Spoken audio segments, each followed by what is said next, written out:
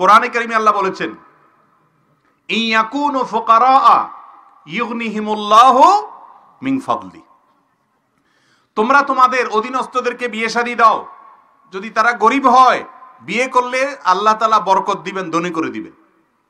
ওমর রাদিয়াল্লাহু তাআলা আনহু বলেছেন, আজাবান লিমান তালাবাল গিনা মিন গায়রি নিকাহ, ওই ব্যক্তিরে দেখে আমার খুব আশ্চর্য হয় যে ধনী হইতে চায় অথচ বিয়ে করে না। তার মানে বিয়ে করলে কি হবে? আর আমাদের দেশে এখন অভিভাবকরা সবাই ছেলে মেয়েকে বিয়ে দেয় না, কয় আগে নিজের পায়ে দাঁড়া। আরে ভাই, সে কি আরেকজনের পায়ে দাঁড়ানো আছে নাকি? বলো যে নিজের পায়ে দাঁড়া। এই নিজের পায়ে দাঁড়ানোর এটা ব্যাখ্যা দিয়ে শেষ করা কঠিন।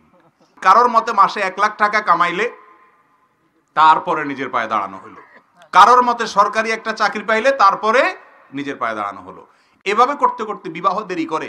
বিবাহ দেরি করলে সমাজে জেনা বাড়বে না কমবে? বাড়বে।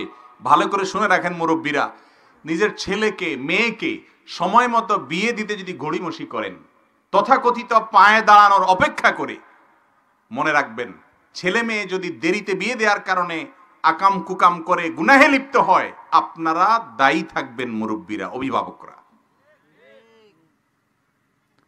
অতএব বিয়ে বিলম্ব করবেন না, বিয়েকে সহজ করুন, জেনার পথ বন্ধ হবে। বিয়ে কঠিন করবেন, জেনার পথ সহজ হবে। ঠিক না? ঠিক।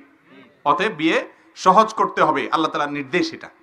তবে হ্যাঁ, একেবারে যদি কোনো ক্ষমতা নেই স্ত্রীর ভরণ পোষণ দেওয়ার, তাহলে সে রোজা রাখবে, যুবক। কথা বুঝে আসছে?